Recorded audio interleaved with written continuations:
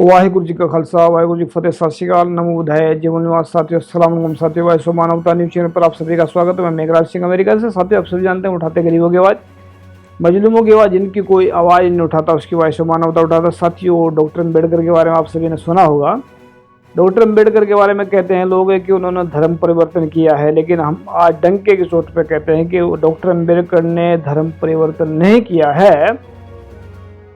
Doctor Ambedkar ने धर्म परिवर्तन नहीं किया है, ये हम डंके की चोट में कह रहे हैं। वो तो पहले से ही बुद्ध थे, पहले से बुद्ध थे, कुछ भी कह लीजिए आप, उसको बुद्ध थे। तो जानिए कैसे।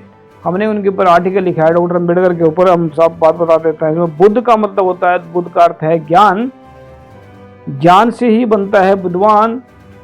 विद्वान का अर्थ है जिसका ईमान जिंदा हो।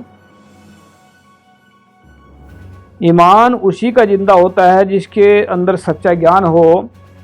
यानी कि डॉक्टर भीमराव अंबेडकर बचपन से ही बुद्धिमान थे या बुद्ध थे। जैसे कुछ उदाहरण, साधारण उदाहरण के अनुसार बुद्धिमान व्यक्तियों की ये पहचान होती है। जैसे कि बुद्धिमान व्यक्ति कभी भी अन्याय को देखकर चुप नहीं रह सकते। बुद्धिमान व्यक्ति अन्याय के खिलाफ आवाज़ उठाते हैं। बुद्धिमान व्यक्ति जिस बात को अपने मन में सोचते हैं उस बात को पूरी करते हैं। बुद्धिमान व्यक्ति हमेशा ही सबका भला सोचते हैं। बुद्धिमान व्यक्ति कभी भी किसी के खिलाफ अपने अंदर नफरत नहीं रखते। बुद्धिमान व्यक्ति दिन रात ज्ञान की बातें कर कर के दूसरों को ज्ञान सिखाते हैं। बुद्धिमान व्यक्ति सच्चाई ईमानदारी से पूरा जीवन काम करते हैं और दूसरों को भी सच्चाई ईमानदारी से काम करना सिखाते हैं। बुद्धिमान व्यक्ति के अंदर मैत्री, करुणा, दयालुता, निडरता, सब्र, संतोष, सहनशीलता गुण होते हैं। बुद्धिमान व्यक्ति अगर किसी दूसरे को डांटते भी हैं तो उसके पीछे दूसरों का फायदा छुपा होता है। बुद्धिमान व्यक्ति हमेशा ही जुबान के पक्के, ईमान के पक्के और वक्त के पक्के होते हैं। जितनी बातें ऊपर दी गई हैं, क्या ये बातें डॉक्टर अम्बेडकर के अंदर नहीं थी? यह तकरीबन सभी बातें डॉक्टर अम्बेडकर के अंदर थी और बाहर भी थी।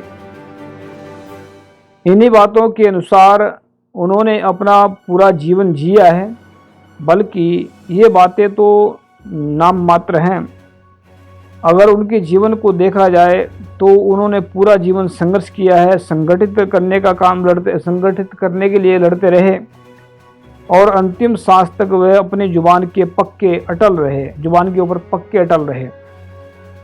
बाबा साहब का शरीर भले ही अधर्म के अंदर रहा है, फिर भी उन्होंने बौद्ध धर्म के अनुसार ही काम किया है। यानी कि उन्होंने बुद्धिमान इंसान के हिसाब से काम किए हैं।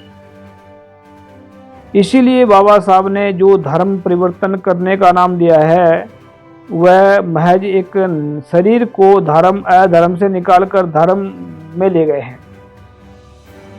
अन्यथा बाबा साहब का दिमाग और मन दोनों ही बुद्ध धर्म के अनुसार काम कर रहे थे।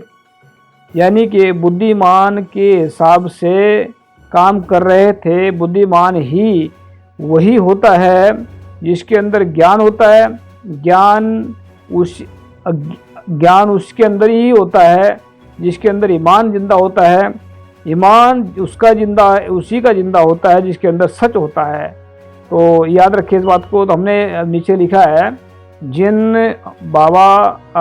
लोगों को, यानी कि जो बाबा साहब भीमराव अम्बेडकर के जो अनुयायी हैं, फॉलोअर्स हैं, अगर उनको ऐसा लगता है कि मेघराज सिंह बकवास मार रहा है, उन्होंने धर्म परिवर्तन किया है, यानी कि तकरीबन वह हमारी बातों पर विश्वास नहीं करते हैं, तो वह विश्व के किसी भी प्लेटफॉर्म पर आकर विचार चर्चा कर सकते हैं।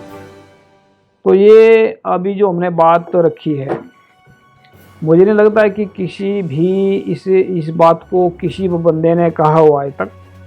हिस्ट्री के अंदर सारी खंगाल का देख लो, जितने भी बहुजन लीडर हैं या कोई भी है बंदा जिसने आज तक, मतलब ये जितने भी नेता पैदा हुए हैं, या मतलब जितने लीडर पैदा हुए हैं बाबा साहब भीमराव अम्बेडकर के बाद में, उन्होंने कभी भी ये नहीं कहा कि बाबा साहब ने धर्म परिवर्तन नहीं किया है, बल्कि उन्होंने धर्म, वो बुद्ध बचपन से ही बुद्ध थे, कभी भी ऐसी बात नहीं कही किसी ने। दूसरी बात यह है कि उन्होंने अगर धर्म किसको मानते हैं, अगर मैं बात बोलूं कि अगर वो ये बात को कहते हैं कि उन्होंने धर्म परिवर्तन किया, धर्म परिवर्तन उसको बोलते हैं कि एक धर्म को छोड़ करके दूसरे धर्म में जाना। अगर धर्म ऊंच नीच वाला भी धर्म है तो ये बुद्ध धर्म क्या है, बुद्ध धर्म क्या है? अगर यहाँ पर ऊंच नीच नहीं है बुद्ध धर्म में, तो फिर अगर वो दूसरे धर्म में ऊंच नीच है तो धर्म नहीं है वो, यानी कि ऊंच नीच वाला धर्म नहीं होता। अगर किसी को ऐसा लगता है कि ऊंच नीच वाला भी धर्म होता है तो उसको धर्म की कोई जानकारी नहीं है। तो अगर बाबा साहब भी इस बात को कह रहे होंगे कि बाबा साहब उन्होंने धर्म परिवर्तन, मतलब उन्होंने उनकी बातें रखी, उन्होंने किस लॉजिक पर बात रखी हो मैं इसमें नहीं जाऊँगा, लेकिन उन्होंने अपने समाज को इस गटर से निकालने के लिए ऐसा किया होगा। लेकिन वो पहले से ही मानसिक तौर से, मन के तौर से, दिमाग के तौर से बुद्ध थे और उन्होंने बुद्ध को शारीरिक रूप से अपनाया। इसको धर्म परिवर्तन नहीं कहते। धर्म परिवर्तन उसको कहते हैं अगर किसी धर्म में जो पहले सच्चाई ईमानदारी पर चल रहे थे उसको छोड़ करके दूसरे धर्म में चले गए हों, उसको कहते हैं धर्म परिवर्तन। जो इंसान गटर से निकल करके, जात पात ऊंच नीच के गटर से निकल कर धर्म परिवर्तन किया हो, परिवर्तन नहीं कहते, इसको कहते हैं गुलामी के गटर से निकल कर बाहर जाना, धर्म से निकल करके धार्मिक बन जाना, या बदबू से निकल करके खुशबू में आ जाना, या कांटों से निकल करके फूलों में आ जाना, इसको कहते हैं।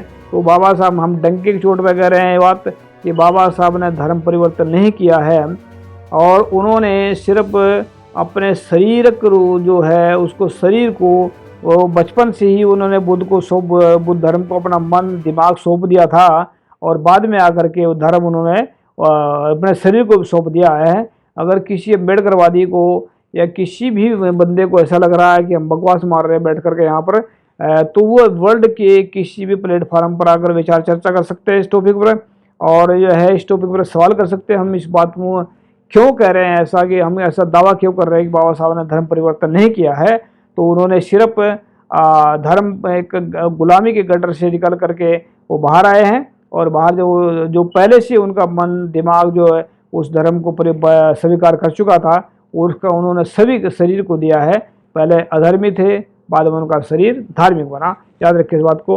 अगर किसी को लगता है कि हम बकवास मार रहे हैं तो वर्ल्ड के किसी भी प्लेटफार्म पर आकर विचार चर्चा कर सकते हैं। थैंक यू सबका। सत श्री अकाल, अस्सलाम वालेकुम, जय जय हो। Thank you.